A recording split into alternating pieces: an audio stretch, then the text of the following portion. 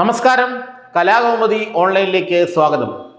ദേശീയപാത 66 സംസ്ഥാനത്തിന്റെ പല ഭാഗങ്ങളിലും തകർന്നു വീണപ്പോൾ ഏറ്റവും അധികം ട്രോളപ്പെട്ടത് PWD മന്ത്രി മുഹമ്മദ് റിയാസ് ആയിരുന്നു.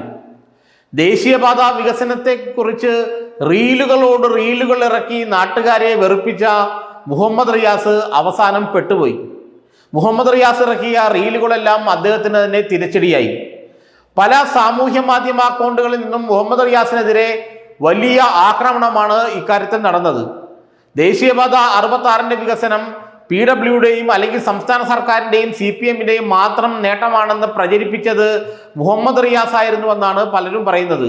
അദ്ദേഹത്തിൻ്റെ റീലുകളെല്ലാം അല്ലെങ്കിൽ അദ്ദേഹത്തിൻ്റെ സോഷ്യൽ മീഡിയയിലും ഇൻസ്റ്റാഗ്രാമിലൊക്കെ ഉള്ള റീലുകളും അക്കൗണ്ടുകളൊക്കെ എടുത്തു നോക്കുമ്പോൾ നമുക്ക് മനസ്സിലാകുന്നത് ദേശീയപാത 66ന്റെ നിർമ്മാണം, അതിൻ്റെ വികസനം, അതിൻ്റെ പരിപാടികളെല്ലാം സംസ്ഥാന സർക്കാർ CPM അല്ലെങ്കിൽ പിണറായി വിജയൻ നടത്തിയതാണ് എന്നാണ് വരുന്നത്.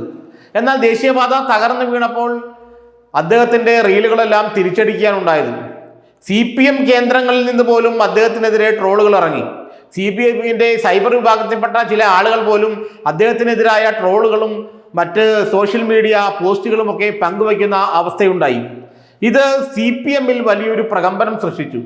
മുഹമ്മദ് റിയാസിനെ പിന്തുണച്ച് സംസാരിക്കാൻ CPMൽ നിന്നും മന്ത്രിസഭയിൽ നിന്നും ആരും വരുന്നില്ല എന്നുള്ള പരാതിയാണ് റിയാസിനും മറ്റുള്ളവർക്കും ഉള്ളത്.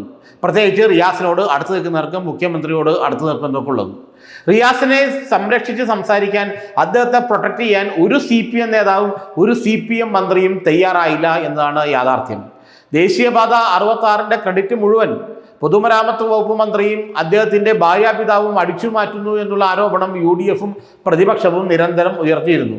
പിണറായി വിജയനും മുഹമ്മദ് റിയാസും മാത്രമാണ് കേരളത്തിൽ ദേശീയപാതയിൽ വികസനം കൊണ്ടുവന്നതെന്നും മറ്റാരും അതിന് തുനിഞ്ഞിട്ടില്ലെന്നും തരത്തിലുള്ള റീലുകളും എല്ലാം സോഷ്യൽ മീഡിയയിൽ വളരെ വൈറലായിരുന്നു. മുഖ്യമന്ത്രിയുടെയും മുഹമ്മദ് റിയാസിൻ്റെയും ഫോട്ടോ വച്ചുള്ള ഫ്ലക്സുകൾ ദേശീയപാതയിൽ മുഴുവൻ നിരന്നിരുന്നു. എന്നാൽ ഈ ദേശീയപാതയുടെ വലിയ ഈ എടുപ്പുകൾ തകർന്നു വീണപ്പോൾ, പാത രണ്ടായി കീറി മുറിഞ്ഞപ്പോൾ, ഇടിഞ്ഞു താഴേക്ക് പോയപ്പോൾ ഈ മുഹമ്മദ് റിയാസിനെ ഈ ഫ്ലക്സുകളും റീലുകളും തിരിഞ്ഞുകുത്തി. അപ്പോൾ CPMൽ നിന്നും ആരും അദ്ദേഹത്തെ സംരക്ഷിക്കാൻ ഉണ്ടായില്ലെന്നുള്ളതാണ് ഇപ്പോൾ മുഴങ്ങി കേൾക്കുന്ന പരാതി. ഈ ദേശീയപാത വികസനത്തിൻ്റെ ക്രെഡിറ്റ് സ്വന്തം പേരിലാക്കിയ മുഹമ്മദ് റിയാസ് അതിൻ്റെ തകർന്നതിൻ്റെ ക്രെഡിറ്റും സ്വന്തം പേരിലാക്കട്ടെ എന്നുള്ള ചിന്താഗതിയായിരുന്നു അത്രേ CPMലെ ഉന്നത നേതാക്കൾക്ക് പോലും ഉണ്ടായിരുന്നത്. എന്തിന് സാക്ഷാൽ MV ഗോവിന്ദൻ പോലും ട്രോളുകളിൽ നിന്നും റിയാസിനെ രക്ഷിക്കാൻ രംഗത്തിറങ്ങിയില്ല എന്നുള്ള പരാതി സജീവമായുണ്ട്.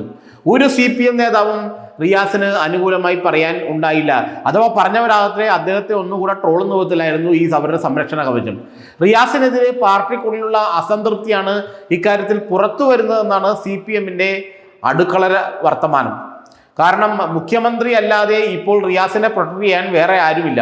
CPMലെ ഉന്നത നേതാക്കളും മന്ത്രിസഭയിലെ റിയാസിന്റെ സഹപ്രവർത്തകരുമെല്ലാം കിട്ടുന്നത് നന്നായി പോയി എന്നുള്ള അവസ്ഥയിൽ നിൽക്കുകയാണ്.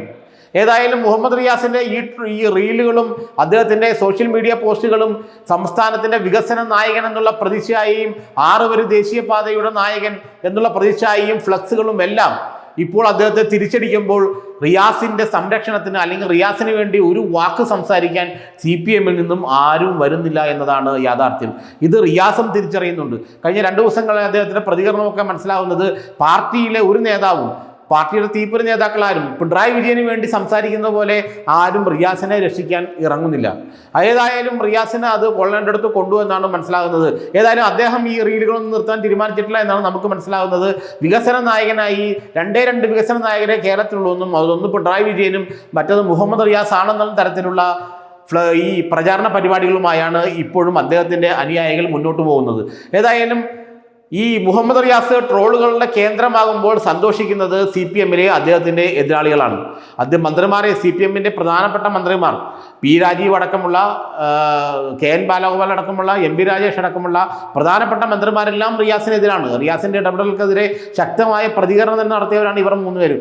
മറ്റ് CPM മന്ത്രിമാർ ഒരുപക്ഷെ വീണ ജോർജ് ഒഴിച്ച് മറ്റൊരു മന്ത്രിയും ഈ കാര്യത്തിൽ പിണറായി വിജയനെയും റിയാസിനെയും പിന്തുണയ്ക്കാൻ എത്തിയിട്ടില്ലെന്ന് മാത്രമല്ല CPMന്റെ സംസ്ഥാന നേതൃത്വത്തിൽ തന്നെ ആരും പ്രമുഖരായ നേതാക്കളാരും ഈ ദേശീയപാത വിഷയത്തിൽ മുഹമ്മദ് റിയാസിനെ പിന്തുണയ്ക്കാൻ എത്തിയില്ല എന്നുള്ളതാണ് യാഥാർത്ഥ്യം.